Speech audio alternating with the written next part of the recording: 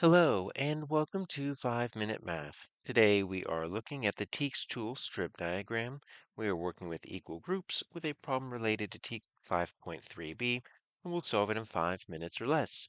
If you haven't done so already, please go ahead and take a moment to pause the video, work this problem out on your own, unpause it, and we will look at our answers together. So we have a farmer planting some seeds. We need to find the total number of seeds. Very simple word problem here, but there's enough here that lets us know what type of word problem it is. And notice that we're looking for the total. All right, so when our total is unknown, that means we're either going to be adding and finding the total, or we're going to be multiplying to find the total. When you have the total, when you're looking for a part, that's going to be division or subtraction. But we see right here this word in each.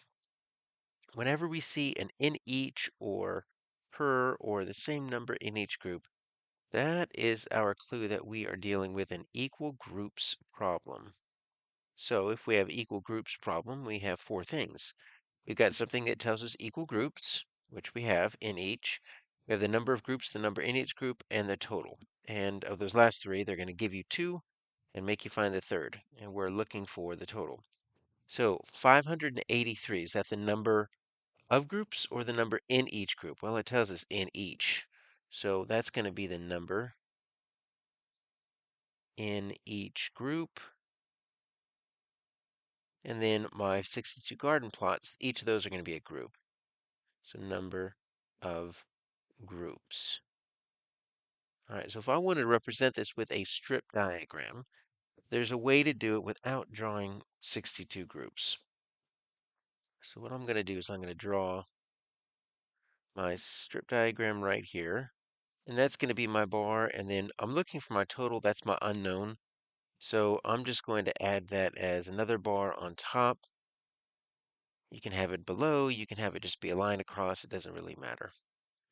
And then what I'm going to do is I've got 62 groups that I need, and 583 is in each of these groups. So I'm just going to create a few groups here that are going to represent the 62 groups. Inside each of these groups is going to be 583. 583. Just do a few. Leave yourself a little bit of room.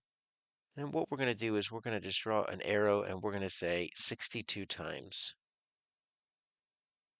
So that lets me know that there are 62 groups of 583. Now I've got my part whole strip diagram and we are ready to multiply because we're going to multiply 583 by 62.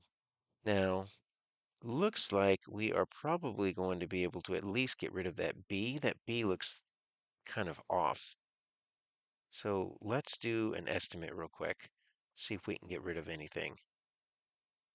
So if we just round that to 600, we round this to 60, right? You're going to get 6 times 6 is 36.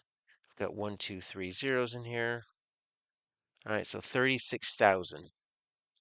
And I even rounded up that 583 rounded up.